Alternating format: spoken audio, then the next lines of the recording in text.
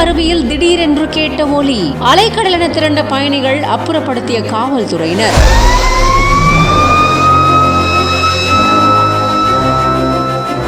தென்காசி மாவட்டம் மேற்கு தொடர்ச்சி மலைப்பகுதிகளில் பெய்கிற மழை காரணமா குற்றாலத்துல இருக்கிற மெயின் அருவி, ஐந்தருவி, பழைய குற்றாலம் உள்ளிட்ட எல்லா அருவிகள்லயும் தண்ணீர் வரத்து ரொம்ப சீரா கொட்டிக்கிட்டு இருக்கு. இந்த நிலையில குற்றாலம் மெயின் அருவியில நைட் நேரத்துல சுற்றுலா பயணிகள் குளிச்சிட்டு இருக்கும் போது திடீர்னு தண்ணீர் வரத்து அதிகரிச்சு காணப்பட்டிருக்கு.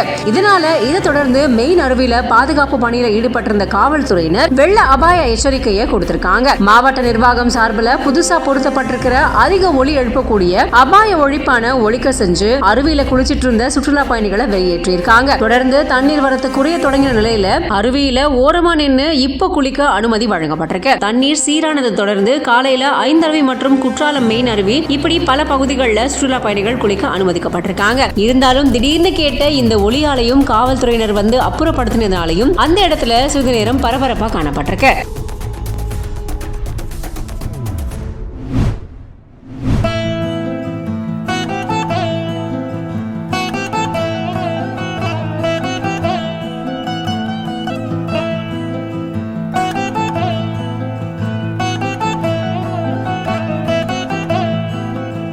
கடல் போல காட்சியளிச்ச காவிரி ஆறு வறண்ட நிலையில படகுகள் இயக்கப்பட்ட பகுதியில இப்போ அரசு பேருந்து இயக்கப்படுது. காவிரி ஆத்துக்குள்ள அரசு பேருந்துகள் இயக்கப்பட்டு இரு மாவட்டங்களும் இணைக்கப்பட்டிருக்கு. அந்த அளவுக்கு வறண்ட ஒரு பகுதியா இது மாறி இருக்கு. சேலம் மாவட்டம் கொளத்தூர் பண்ணவாடி பரிசல் துறையில இருந்து தருமபுரி மாவட்டம் நாகமரை பரிசல் துறைக்கு விசைப்படகு போக்குவரத்து இத்தனை நாட்களா இருந்தது. ஆனா இப்போ காவிரியில நீர் வற்றினதால வறண்ட பகுதியா இது காட்சி அளிக்குது. 2 மாவட்ட மக்களும் காவிரியை கடந்து போறதுக்காக பரிசல் துறை வரைக்கும் அரசு பேருந்து இயக்கப்பட்டு வந்துச்சு. இந்த சூழல தான் 2 கிலோமீட்டர் தொலைவுக்கு காவிரி வறண்ட நிலையில படகு போக்குவரத்து நடந்த பகுதி வரைக்கும் அரசு பேருந்து போயிட்டு வருது. தண்ணீர்ல படகுகள் மிதந்த இடத்துல அரசு பேருந்து போயிட்டு வருது. அந்த அளவுக்கு வறண்ட நிலமா இது மாறி இருக்கு. மேட்டூர் அணைக்கு நீர்வரத்து 100 கன அடியா குறைஞ்சிருக்கு. மழை இல்லாததால நீர்வரத்து இல்லாம போயிருக்கு. இந்த சூழல்ல